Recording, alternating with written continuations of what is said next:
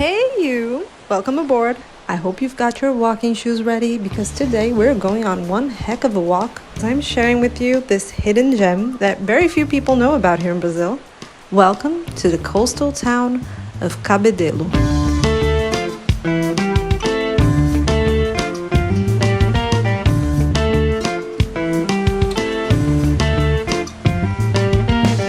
Well, I set out a pretty ambitious plan for today to walk all the way from the southern point up to the most northern tip of town. That's about 8 miles, and we'll be crossing 10 beaches in total. And then on the way, I'll show you a bit more of what you can see on these beaches, what you can expect from them, what kind of attractions they have, everything you have to know about this place. And believe me when I say this is a hidden treasure.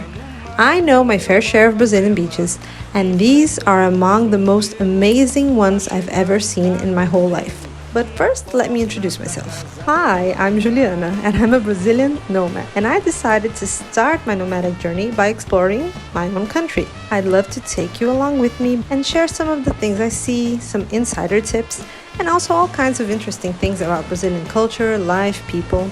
So, if you plan on ever coming here, and I hope you do, or if you're just curious, I'd advise you to hit that subscribe button and tag along with me. So first off, let's start with the question. Where is Cabedelo? And here's the good news. It's super easy to get here, since it's on the outskirts of a Brazilian state capital, João Pessoa. It's just a 15-minute drive away from the capital of Paraiba, so the Uber is really inexpensive, but if you're on like an extra tight budget, there are plenty of buses that come this way, so no excuses, okay? Just come. The interesting thing is that this town is basically on a skinny strip of land that's squished between the Paraiba River and the sea. It's less than 2 miles wide. So besides the coastal beaches that we are walking on the other side, there are plenty of river beaches. And on most of them, you can enjoy these beautiful sunsets as the sun slowly descends over the river. One of these is actually one of the weirdest tourist attractions that I have ever seen. Let me explain.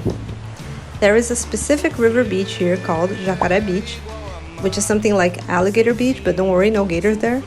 And every single day, this guy called Jurandir boards a tiny boat on the river and plays his sax while the sun sets in the background.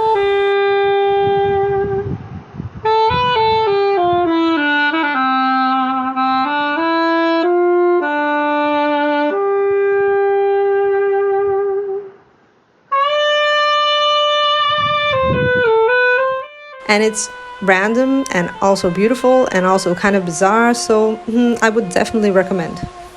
But let's focus. Back to our walk. We started by one of the largest beaches that's called Intermares, and this beach is known for its many surf schools. And that should give you like a heads up that the sea isn't exactly friendly there. It's got higher waves and some windy season, so it's perfect for people who would love sports like surf and kitesurf. And you can actually take classes of these sports here if you have the time, the money, and the stamina. But if you came here to relax and have a nice swim, and especially if you're traveling with kids or people who don't know how to swim, I don't think this is the beach for you. The perfect beach for you is the one that we are walking on right now that's called Ponta de Campina. The water here is just one big, warm, shallow pool, especially during low tide. I'm not kidding, I walked into the sea and like 350 feet in, the water had not reached my belly button. Just look out for the sand dollars because there are plenty of them, and some people complain that they hurt their feet.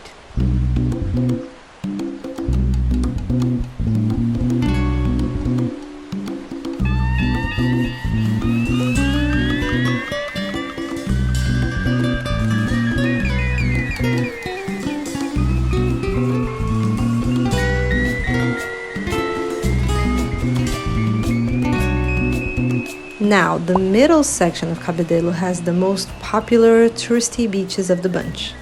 I'm gonna divide them into two groups so that you can choose according to your priorities. If you want a beach with plenty of vendors and restaurants and bars and all that jazz, the best choice is the two ones most to the south that are called Camboinha and Praia do Poço. Aside from all this infrastructure that welcomes tourists, there are also the beaches where you can get a boat to see the famous Areia Vermelha, one of the must-see attractions here in João Pessoa. Areia Vermelha is basically a sandbank that is almost a mile away from the coast. And during low tides, it's surrounded by these beautiful coral reefs and natural pools, and you can spend the morning or the afternoon relaxing and seeing the fish there, and the boat fee is not all that expensive, so it's something that it's worth your time and money.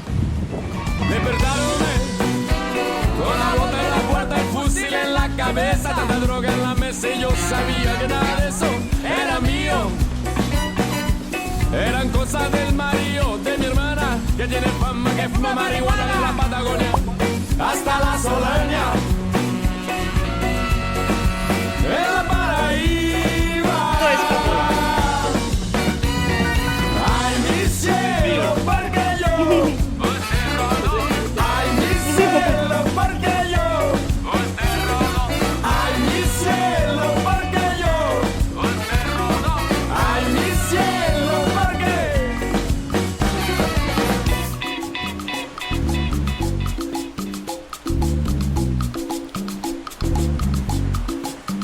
Now, if you prefer less crowded beaches and you don't mind having fewer food and drink options or even packing your own snacks, I'd tell you that the best choices are the beaches of Formosa and Areia Dourada. These are by far my favorite beaches here in the area. They have the most beautiful, clear water that I have ever seen.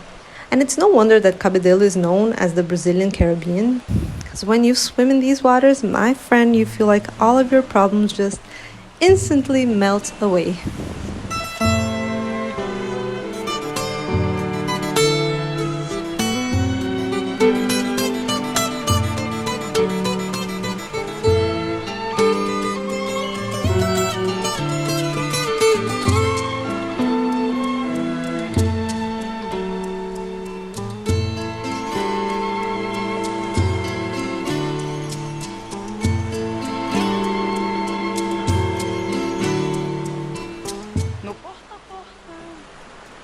Okay, so after a really long walk, we're almost there, and I cannot tell you how sweaty I am right now. If you're asking yourself when's the best time to come, Paraiba tends to be hot all year long, but during the winter, that goes from late June to September, it gets really rainy, so it's not the best choice. So we've reached the northernmost part of Cabedelo, the beaches of Ponta de Matos and Miramar. These beaches have a lot more locals and less tourists, and although they have fewer options for food and drink, they are a lot cheaper. Whatever beach you end up choosing, I would recommend you drink the caipirinhas, because hey, you're in Brazil, better drink your caipirinhas, right? And also, if you have the chance, try the caldinhos, which are basically like little soups, and I know it makes no sense to have soup on the beach, but I swear it's delicious and worth it. Oh, so here's the dike. Dyke. I have no idea how to say this word in English. Please let me know in the comments, because I searched all over the web and I was still confused about this. Anyways, locals advise me strongly against swimming here because it's dangerous, and also a lot of boats go through this area, so now I'm warning you. And besides, we just walked like 8 miles of beautiful, warm, shallow, swimmable water. Why would you swim in the only dangerous place? So there, you have been warned. Hey.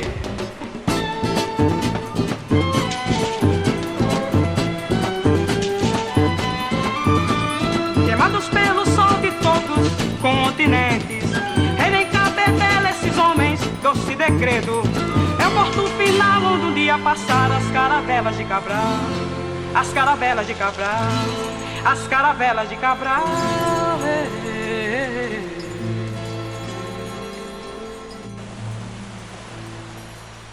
Em Cabedelo, soltar de canga e corda, eu fui menina, dancei ciranda, brinquei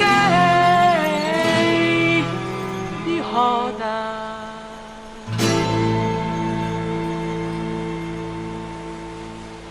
Here is the Paraiba River.